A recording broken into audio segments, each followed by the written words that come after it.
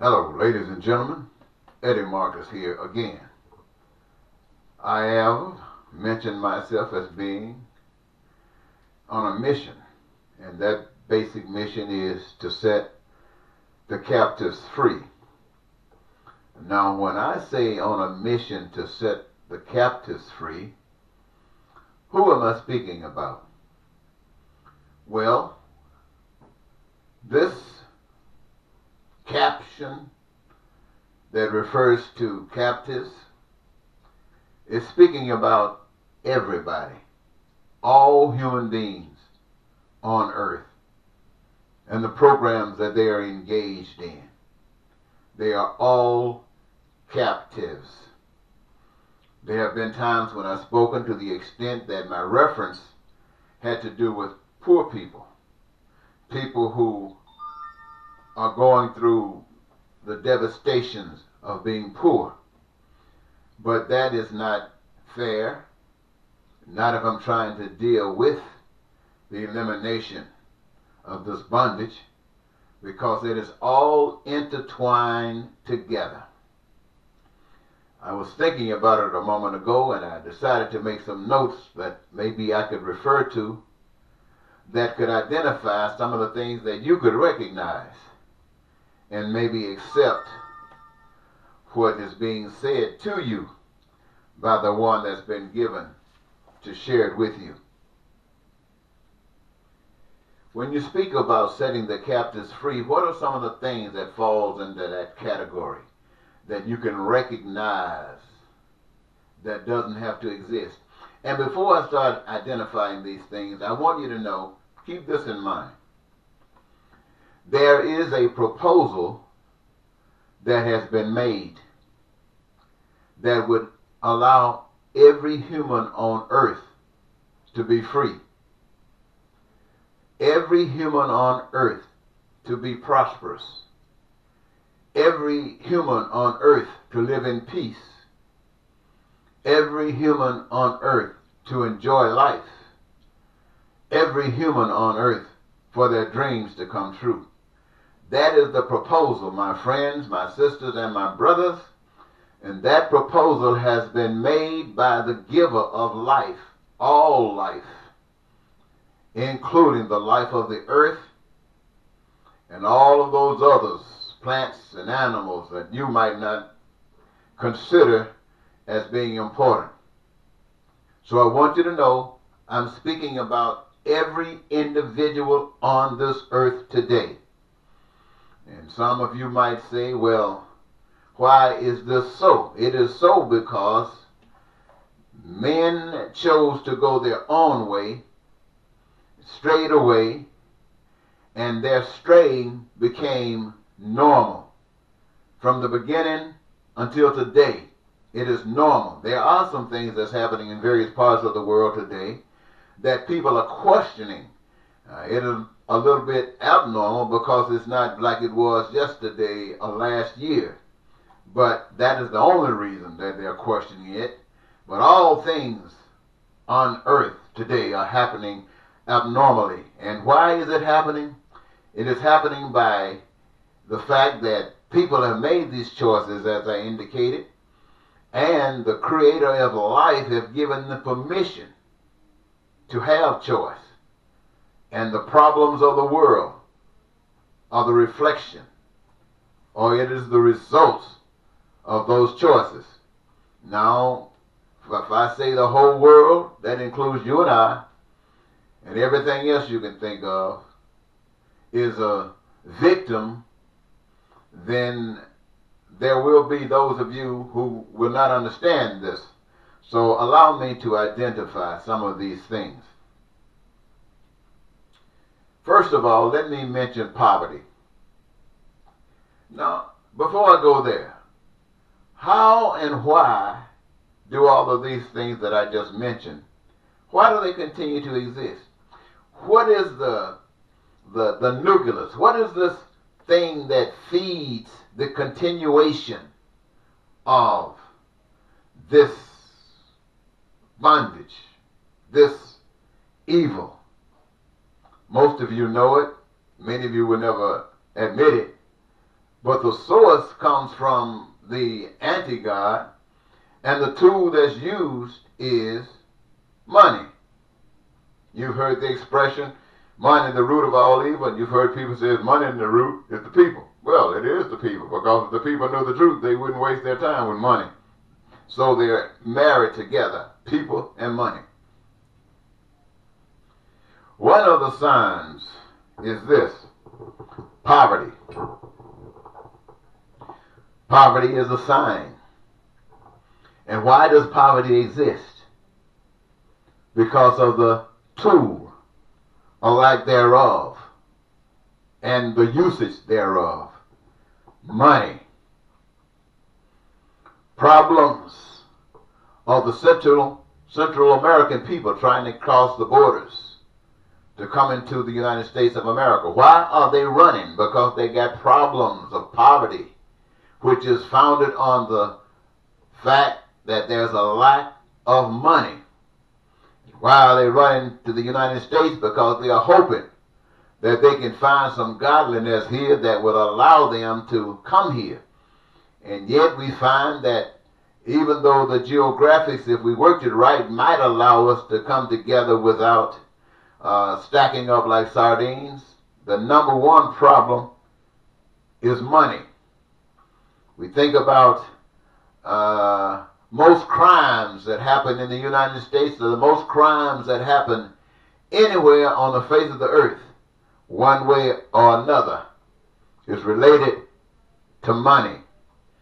When we think about the lack of education, the continuation of education, what is the number one problem? Money. When we think about the lack of health care, adequate health care, what's the number one problem? Money. When you think about housing, people who don't have housing, people who lose their housing, all of these kinds of things, what's the number one problem from people having houses? Money. What is the number one problem anywhere in the world for people not having food? What? Money. What is the absolute reason that when we have research, it's always restricted and limited?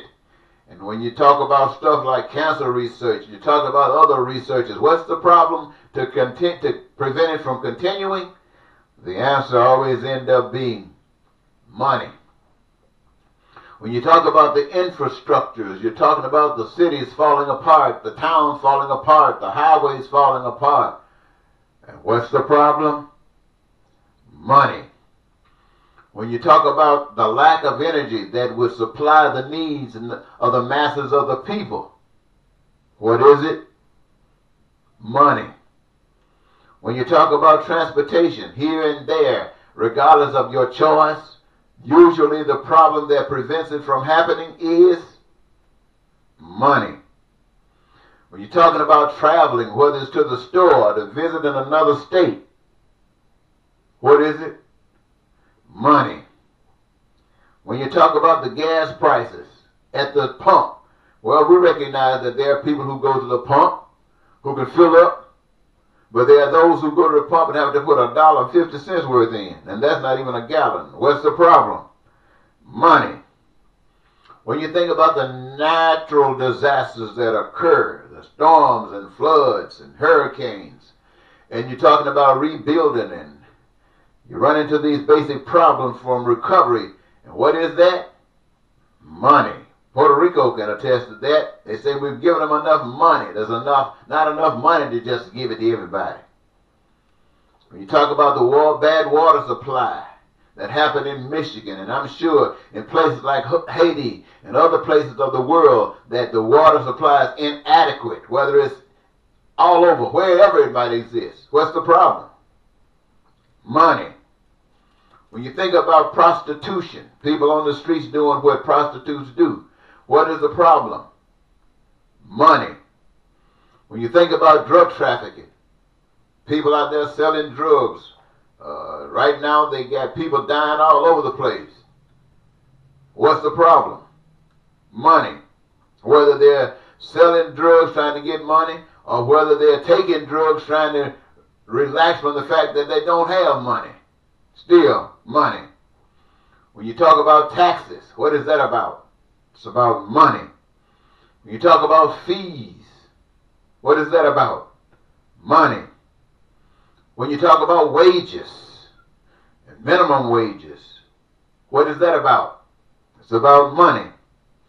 When you talk about the rich who seems to think they are above all of this, what is it for? What is it about? It's about money. And they got so much money, my friends, that there is not enough money for everybody to have money, and enough money so that their needs can be met. So here again, we're talking about money. When we talk about terror that's happening around the world, what is that about?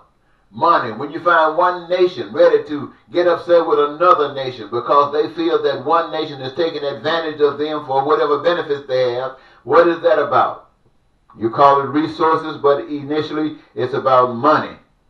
When you talk about the problems that you're having with guns and trying to see if you can retard that to the extent that people don't have to be threatened, but it can't happen, what's the problem?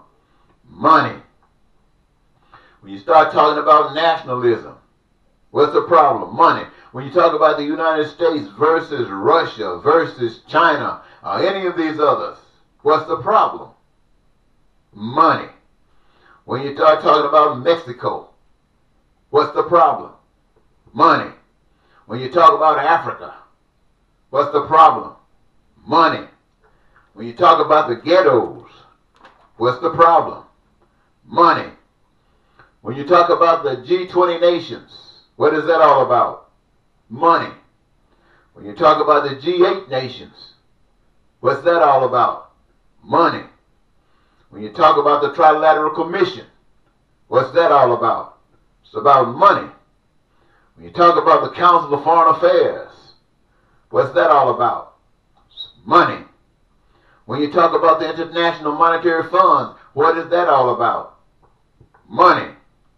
When you start talking about the World Banks and what they're engaged in, what is that all about? Money. When you just talk about regular banks in the neighborhood, what's that all about? Money. When you talk about credit unions, what's that all about? Money. When you talk about jobs and the lack thereof, what is that all about? Money. When you talk about unemployment, what is that all about? Money. When you talk about China, money. Talk about Congress, what's that all about? Money. You talk about the presidency, what's that all about? Money. When you talk about churches, what's that all about? Money.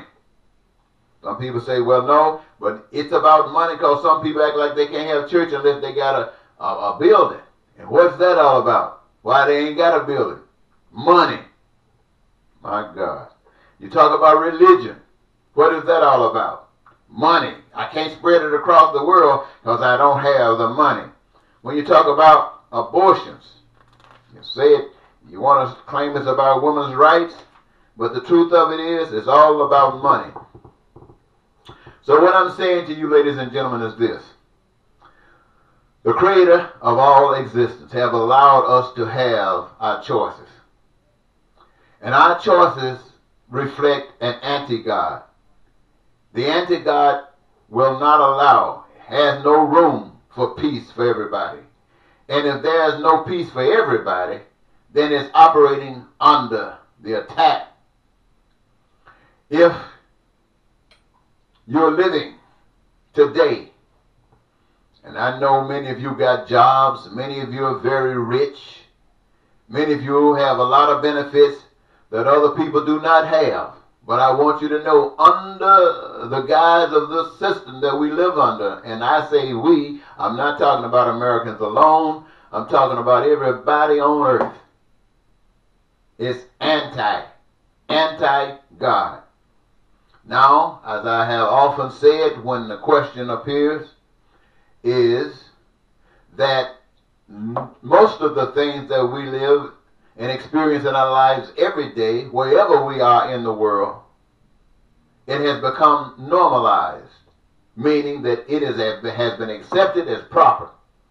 Now, when we look in Central America and those people that's running from their pain and suffering there, trying to get somewhere else, that's the evidence that that pain and suffering is alive and well. It is overspilled. And here in the United States, where things have not been that bad, we still was under the dictates of the anti-God, but it had not been that bad. Now we got people in office who's trying to make it that bad. To do what? To normalize it.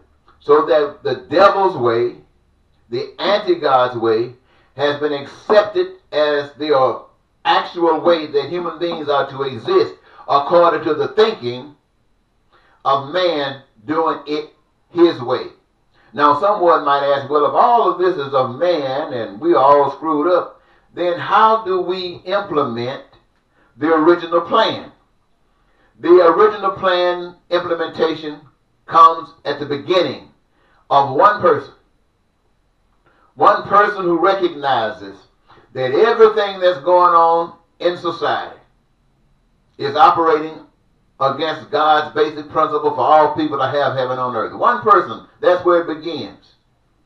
And adding to that, until you got 300 million people, until you got a nation, adding to that the addition of other people from other nations, adding to that other nations, until we all, my friends, until we all work to bring that plan, the original plan of life, peace, and prosperity, until we are all working towards that, then we are making our daily efforts in creating and maintaining hell on earth. Now, in America, and let me use America, we might not have, we've accepted a certain amount of normality that says, well, when blacks were slaves and treated as slaves, that was normal. Somebody got upset about that and tried to do something about it. So they switched it from the kind of slavery we knew back in the South, where you were beating people down, and came up with a new form of slavery. Slavery didn't go anywhere. They just twisted it around. That made it appear a little bit better than it was before, because they decided to include a little bit more people in the benefit of working for the devil. Now, when you go to your job to stack food shelves, you don't see anything wrong with that.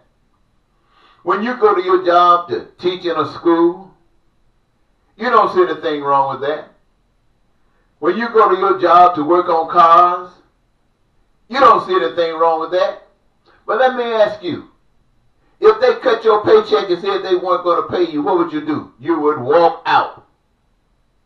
You would not do it. Why? Because you need the money. You've been conditioned to believe that life can't go on if you ain't got the money. You can't pay your bills, you can't do this, and those bills, everything signifies money. Signifies the capturing of the human race by anti-God that's controlling them with money. Now, I know that's kind of hard for you to believe. In fact, it took me a long time to accept that. And right now, I got to tell the whole dead blasted world what I just shared with you. And I know they're going to look at me like I'm a fool, but I'm telling you the truth. And why do I know? There was a man once said, if black people wanted to be liberated, if they wanted to ever have anything from America, they'd have to pack their bags up and go back to Africa. That didn't make any sense to me, because I know every problem you had here in America, you taking it straight to Africa with you. Nothing changed but location. But if you get that money out of the way and allow people to have careers of their own choice, which will allow them to engage themselves in a process that they love doing.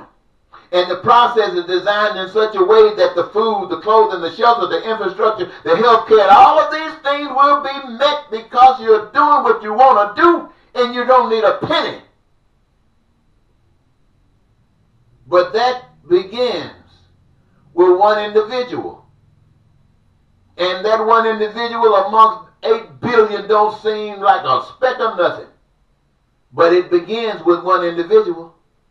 And so those of you who are listening to me today, I don't care who you are and what you're doing, if you're not one of those individuals who's standing up for God, you are an agent of the devil. Now, I know that make you mad. Ooh, that make you mad. But I tell you what, it's not changing the devil, because right now you're trying to get the money. Now, am I saying that if you got to pay your bills, if you got to pay your food, and you know you need money to do this, am I saying stop right now and don't take the money?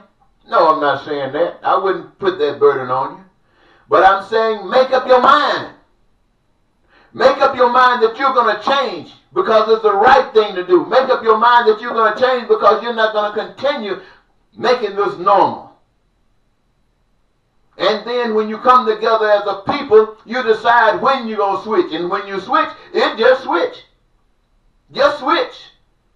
People who are on jobs that they don't like, you ain't got no business on those jobs. Already determine what kind of jobs you love doing. Make the decision.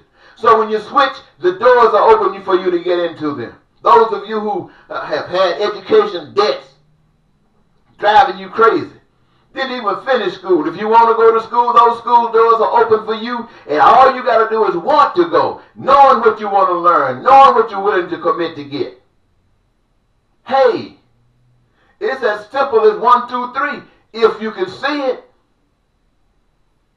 But if you can't see it,